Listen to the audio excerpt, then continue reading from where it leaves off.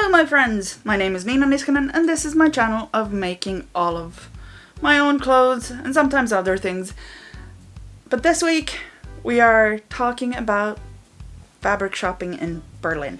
I just went to Berlin a couple of weeks ago now, 3 weeks ago, from the time when you see this video. I went with my friend and her husband, who my friend also sews and knits and does all of these awesome things. So I want to tell you about my fabric shopping. It was very good. So let me start by showing off this wonderful fabric. This one is actually from Paris, but we'll do Paris another time. My friend who lives there, she brought it for me and it was very good. So first up on the agenda from Berlin, first up on the agenda from Berlin is Frotulpa Stoffen, and that was a very nice little shop. Let me tell you, it was beautiful. If I ever go back to Berlin, that is definitely where I'm shopping again. But I bought this lovely sloth fabric that is going to become a shirt of some description for myself, because my goodness, those sloths are very, very cute. I love them so much. Frotulpa, they had a fairly good selection of haberdashery, as well as a really, really nice selection of various fabrics. I really wanted to take like a few meters of everything from the store with me, but I did manage to restrict myself. It was close though, very close. It was a good time. Yes, it was very nice. I brought this knit t-shirt knit for my partner to become t-shirts, and I think he's going to enjoy that very much. I mean, I know he's going to enjoy it. He's very, very happy about that fabric. I bought some more penguins. I think I might have to possibly steal the penguins that I brought for him from Barcelona, because these penguins are heckin' cute. And the last on my list is 3 pieces of quilting fabric. These 3. They are for a quilt that I'm doing towards the end of the year that I could not find these 3 colors from Finland. I have searched high and low, but there were none. So I was very, very happy when I ran into these 3 colors at the Frotulpa store, because that means that I now have probably most of the stuff that I need for that quilt, except for the backing and the inside, but that's fine. That's going to come later when I get closer to it, because there are a lot of things that I need to make or finish making first. So that is going to... Oh yes, I also got myself a rainbow set of clips from there. That was a good time. And a rainbow foldable elastic. Come on. There we go. It's so cute, isn't it? I was almost ready to leave the store, but my friend pointed this out to me and I was like, oh no, I need to have that. So yes, that is a good time. I also bought a button and a some thread and this very cute needle set from there, because I managed to lose a button on my very first proper outside wear of the pants that I made, that you probably saw last week, but you're going to see more of, I think, in August, possibly? Not sure. But up and coming videos are another matter. So the next store that we went to was Wollust, which was also a very nice store. They didn't really have any haberdashery, that at least that I saw, but they had a really great selection of yarn, and especially yarns that are dyed in Berlin, which was very nice because I do like to get myself some souvenir yarns wherever I go. And these are all basically, so my plan with this that I'm about to show you is the brand is called Frida Fuchs, and so my plan is to make a scarf or a cowl of some kind with this as the base color, and then all of these as the fascinator colors.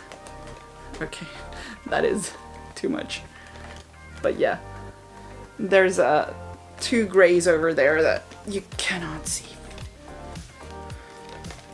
There we go.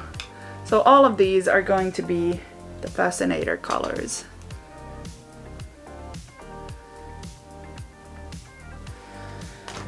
So I don't have a specific plan for these, or a more specific plan, but I'm envisioning possibly some form of lace with the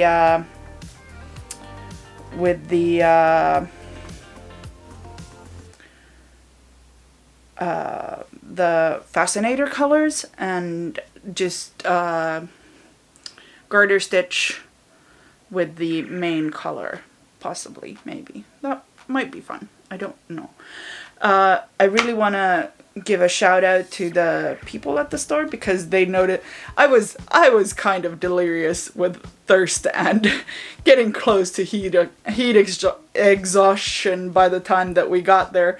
So I didn't even notice that I had picked a bunch of singles as my mini colors, and the person there at the store noted, and she went around the store picking out matching colorways for the singles that I had picked in a plied mini yarn.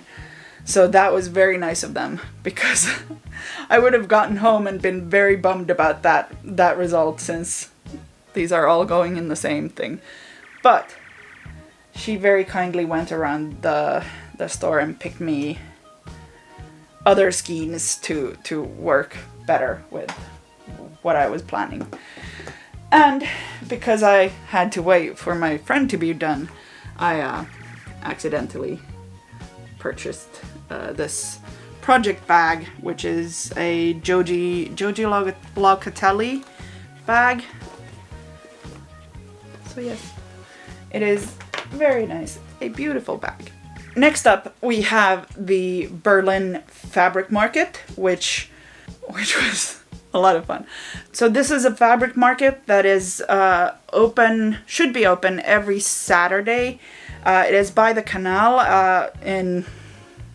I'm gonna butcher this because my German is kind of bad. But Maybachufer ein, which is one. But it apparently happens every Saturday. There's a walk that is by the canal, and they just set up tents there and sell fabrics and just handmade items. I bought a hat there that is currently being washed because, y'all, it was hot in Berlin. I mean, it is hot here right now, but whew, Berlin was a sticky, sweaty hot. This is not quite that. It is a lot drier heat. Anyway, I bought a whole bunch of fabrics right there. And the first one was this lovely number of leaves, teal leaves on a magenta background, which I am very excited about. This is going to make a really wonderful, beautiful shirt of some kind for me, of course. Especially wonderful is I'm pretty sure that specific plant is called baconlehti in Finnish, which is a troll's leaf, which I just find charming. Anyway, there were so many stores there, stalls there, and the selection was great. They had a lot of different natural fibers, so many natural fibers. They also had other things, but I prefer natural fibers. So yes, that next thing on the list was this wonderful orange linen. That it is a bit of a stiffer linen. That, as you can see, you can sort of see the outlines of my hand there, but not very clearly. It's a stiffer linen, and it is going to be a pair of cargo shorts for my partner, and I think he's going to be delighted about that, especially since he has basically worn through 2 different cargo shorts so far that are pretty much the same orange. The third thing that I bought is this skull leather in a antique brass color. I mean, it's not a leather, it's a faux leather, but it is going to make a bag, some kind of bag that is going to be very good. And I just saw online at a store that I can't remember, they had a lock that is a bee. A lock that is like a bag lock that is a bee, and it's so good, and I really want to use that with that bee lock, and I don't know what bag it's gonna be, but I need it so much. Anyway, the last thing that I bought there, I had to restrain myself because I bought kind of a lot of stuff in Berlin. Not just fabrics, just I bought new shoes for myself and my partner. Atheist shoes, actually. They are very, very comfortable shoes. But I've had a lot of trouble figuring out their measurement system so that it would work for me. So I went to their, I wore my first pair of atheist shoes down to like nothing. They were so, no, they they were falling apart by the time I was ready to throw them out. And I couldn't make out what size they'd been when I bought them. So yeah, it turned out to be a whole problem trying to buy the new pair. So it turned out to be easier to just go to Berlin and do the thing there. But anyway, my suitcase was very full, so I had to restrain myself. So this was the last thing that I bought. This is a double gauze, what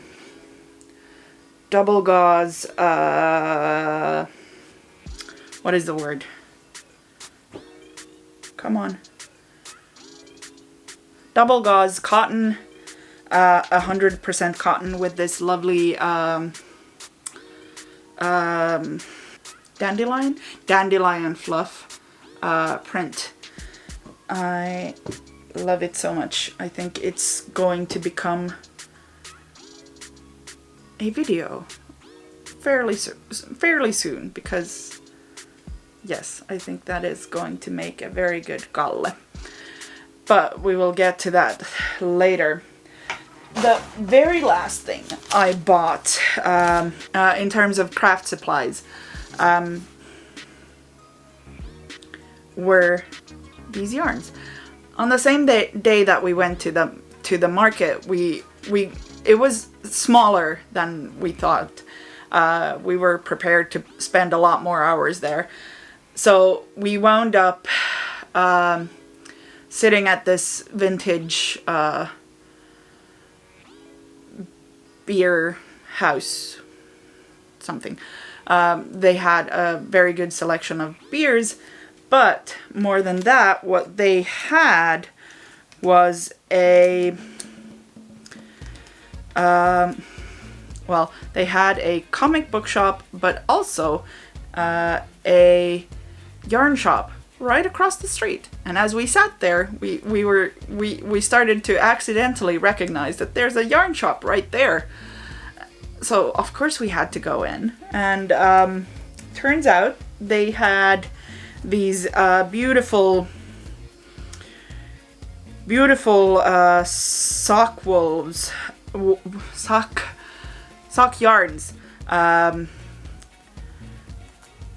by an atelier in Hamburg, I think, called Franziska Uhl. And like, look at these. They're all hand painted, and I think they said that she does 2 skeins of each color, and only 2 skeins. So of course I got FOMO. So this is the second color. Look at that lusciousness. It's just so beautiful. And this is the last one. This is going to be socks for my partner, because he does enjoy a good orange. This one is called Roha Schöner Traum. Not that it matters, because again, there is one more skein of this color, but this one's called Bart Nelken, and this is going to be socks for me. And this last one is called Hammam, which, you know, I can see why it would be. And this one, my friend and I both bought this. So my friend bought the second skein of this one, and we are making matching socks for ourselves. she bought a matching yarn in, I can't remember now, but to make toes and heels with. But I am going to just make this one color. Anyway, that is all of my craft supply purchases, or fabric and yarn purchases in Berlin. Next week I am going to be making, well, I have already made these. Anyway, next week you will see me making 4 different versions of an Seamwork Almada robe, which is going to be awesome. And yeah, it's gonna be fun. And if you like this video, please like, comment, subscribe, do all of the YouTube things, and I will see you next Thursday.